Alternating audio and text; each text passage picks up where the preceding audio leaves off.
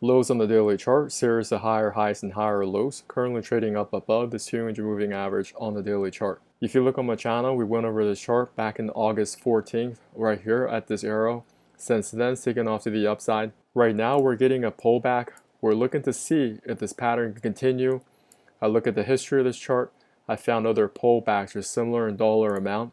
In addition, we do have a 786 retracement. This is the pocket of potential support I'm evaluating right now.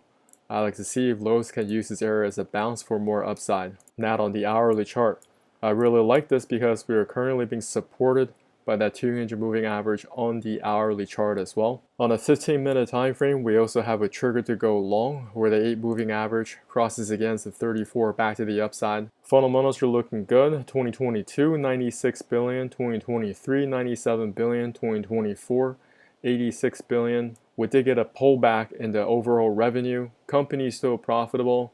This is also a dividend paying stock for those of you who are interested in collecting dividends, selling covered calls. And while we're here, we're just going to take a quick look at Home Depot. Home Depot is also charting with a series of higher highs and higher lows. So you guys can look at this chart later and see if you can find a 3-price relationship against the zone.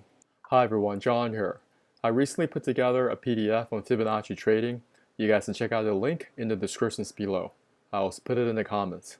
Have you subscribed to our YouTube channel? We go over setups and cryptocurrencies as well as US equities to help you grow your account. Subscribe now and hit that notification button. We look to hearing from you in the comments area.